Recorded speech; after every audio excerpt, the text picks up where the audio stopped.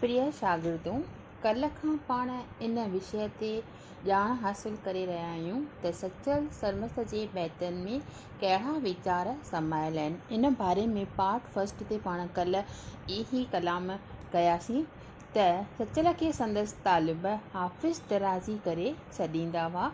संदसि कलाम में हाफ़िज़ जे शहर वारी मस्ती ऐं मंसूर जे इश्क़ वारी मख़मूरी आहे ऐं हुन जेको नारो अमल कयो उहो तव्हांखे मां वर करे कयां त हिन सॼो जेको हिन जे किताब में कलामनि में जेको सार समायल आहे उहो हिन नारे ते आहे त मां ख़ुदा आहियां, मां परमात्मा आहियां, मां ख़ुदि परमात्मा आहियां। अनाल हक़ जे नारे खे हिन वर ॾेई करे अलॻि अलॻि नमूननि में पेश कयो आहे।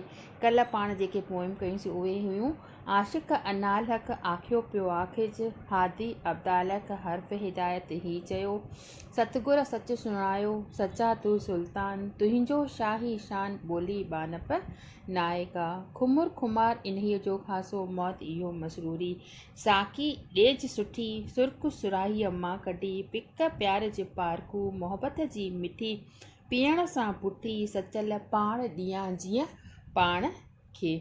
त इन सॼी कलाम जो मतिलबु इहो हो त सचल सरमस जेको आहे उहो चए थो त बानप खां परे वञो, ग़ुलामीअ खां परे वञो, पंहिंजो पाण खे बादशाह सम्झो, पंहिंजो पाण खे छा आहे त शहनशाह सम्झो, बादशाह सम्झो, कंहिंजी बि ग़ुलामी करणु रवा न आहे। जॾहिं इहा आदत इहो जेको गुण तव्हांजे अंदर में समाइजी वेंदो त पोइ तव्हांजे विच में ऐं परमात्मा जे विच में जेको वेझो आहे, रंडक आहे, उहो हटी वेंदो।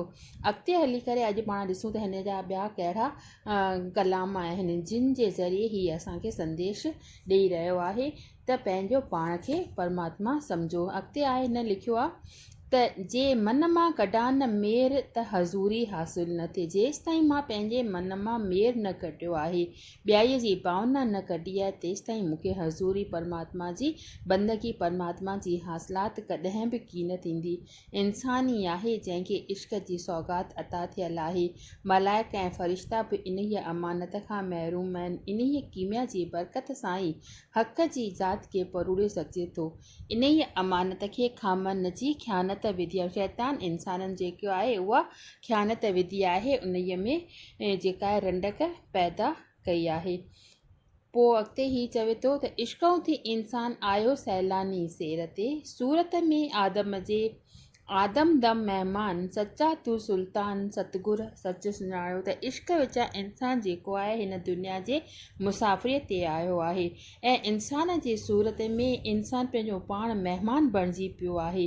सचा तू सुल्तान, सतगुरु चए थो सचल सरमस्त त मूंखे पंहिंजे परमात्मा वटां इहो उपदेश मिलियो आहे त तूं सुल्तान आहीं, तोखे कंहिंजो बि बानो या बंदो थियण जी ज़रूरत की न आहे।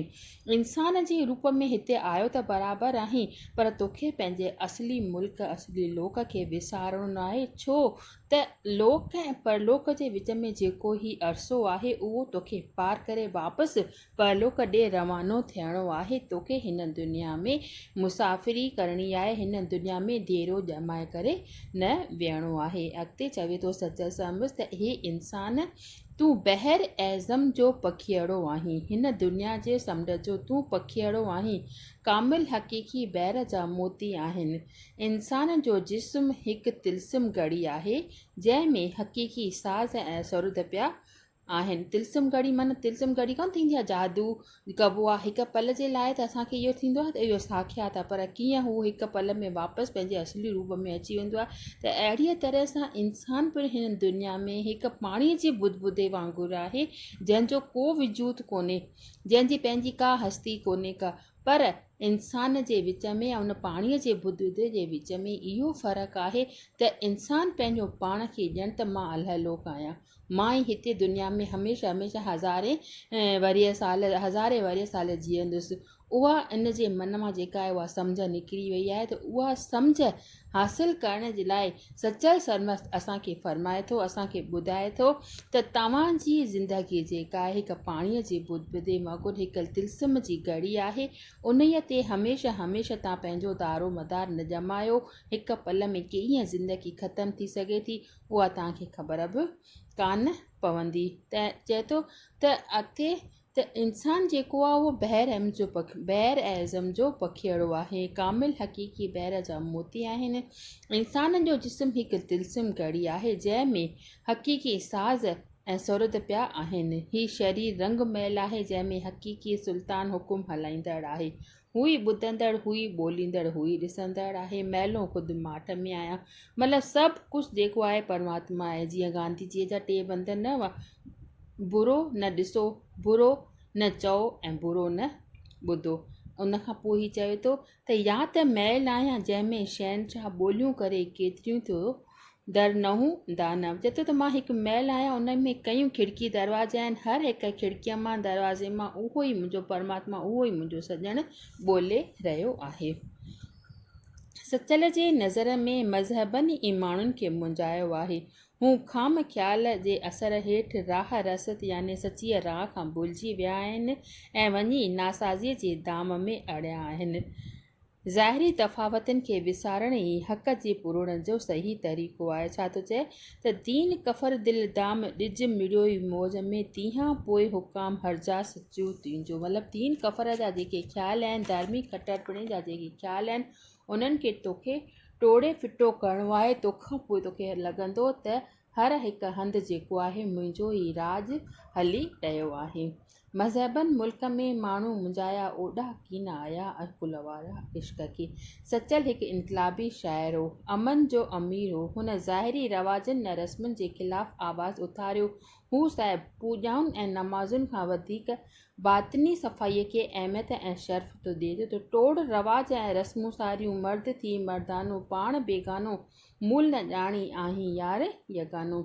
सचल खे शाह जे कलाम वारा मज़मून पंहिंजे कलाम में आंदा आहिनि। शाह वांगुरु सचल सिंधी शहर जे मशहूरु क़िस्मनि ससूं पुनू, नूरू ऐं तमाची, मूमल राणो, सुहिणी मिहार, उमर ऐं मारवी, ॿीझल ऐं रायॾियाज खे पंहिंजे कलाम में आंदो आहे।